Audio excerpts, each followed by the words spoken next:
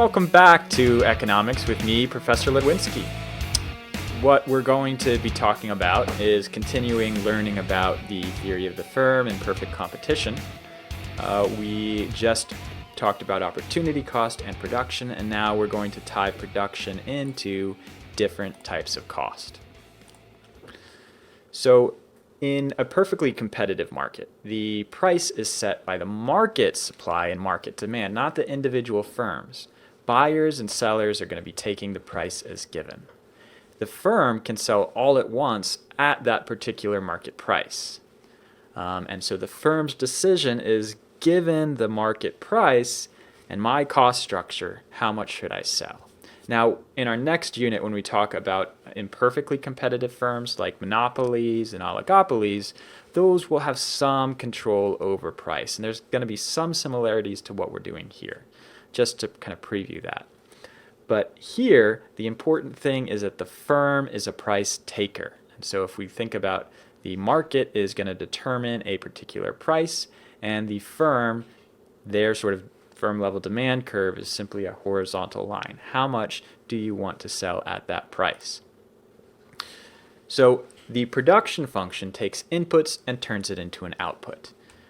So oftentimes there's different ways to make the same production. Technology is that recipe for production. And the factors of production are the inputs that are used in making the good or service. So the big four that we talk about in economics are land, labor, and capital. Those generally are the three that are always hit. Some textbooks also throw in the idea of entrepreneurship, or the taking of the initiative to put those three together. When we're thinking about production and we're thinking about these models, we're going to differentiate between the short run and the long run. In the short run, at least one of the firm's factors of production is fixed. Often we'll think about capital as being our fixed production, fixed factor. The long run, we can vary all inputs, and also in the long run, you can enter and exit. Firms can leave because there's no cost to leaving in the long run. The law of diminishing returns says that when we have some fixed factors that are fixed in the short run, to increase production, we're eventually going to have larger increases in the variable factor. Now, we saw this in our previous unit when we were looking at Harry collecting cans, that he was able to collect the cans in the easiest places first, and it took more and more time, that's an input factor, to continually increase the amount of cans. Now, as a caveat, at low levels of production, this might not hold. There might be gains from specialization. But what the law of diminishing returns just says is that eventually it will set in. And this is often caused by congestion. You only can have so many people using that fixed unit of capital. If you're in my class in person, we'll do some examples in the class to demonstrate this problem of congestion and diminishing returns. So just to emphasize, we have our fixed factors of production. Those don't vary as the quantity produced increases or decreases. Some factors are fixed in the short run, some are fixed in the long run, none are fixed. Sometimes we throw in a medium run, but let's skip it for this unit. Variable function factors are the ones that need to be increased to increase output. Right? Every single increase in output requires an increase in these variable factors. Generally, the factor that we're thinking about is labor.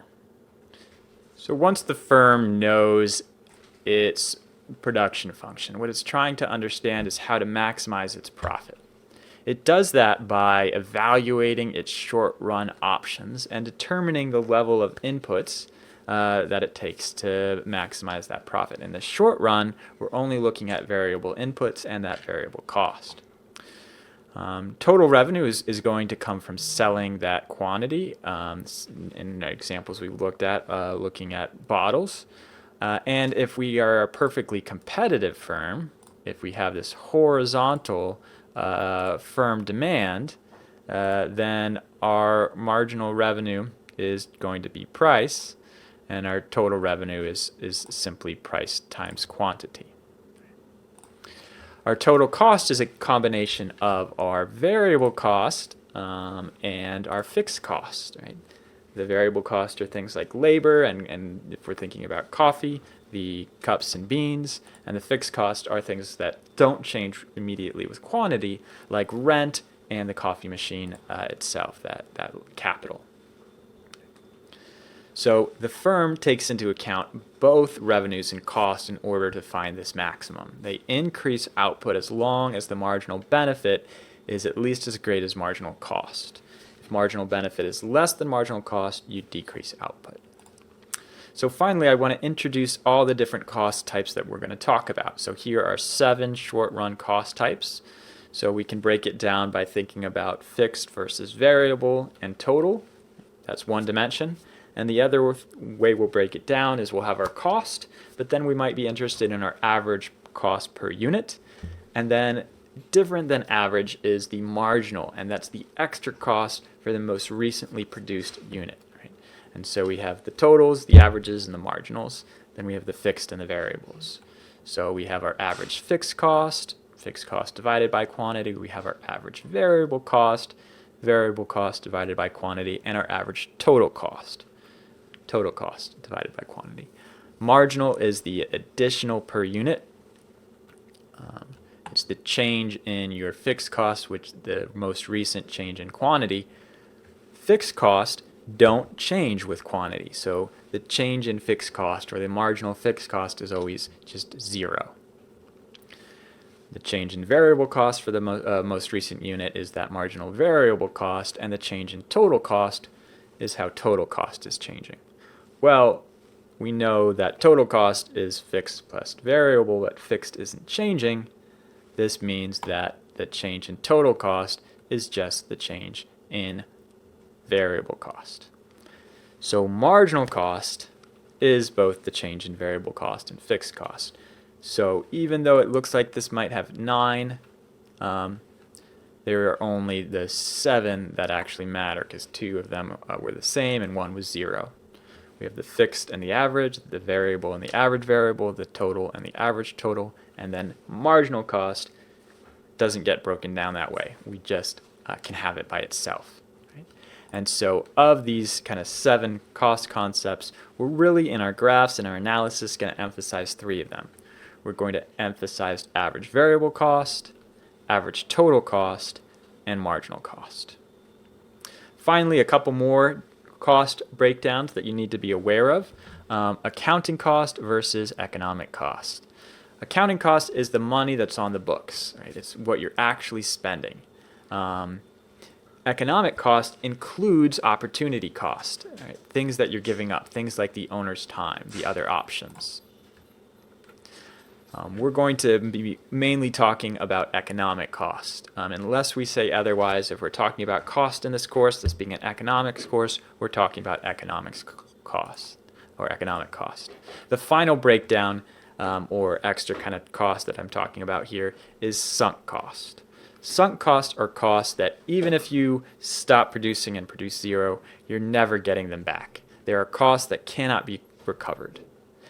The important thing to know about sunk costs is that once that you've spent something that you're not going to get back, sunk costs should not factor into your decision making. Very important idea for decision making. So that wraps up production types and talking about cost. What we'll talk about in our next video is thinking about the cost curves, right? Mainly those 3 main costs that I highlighted.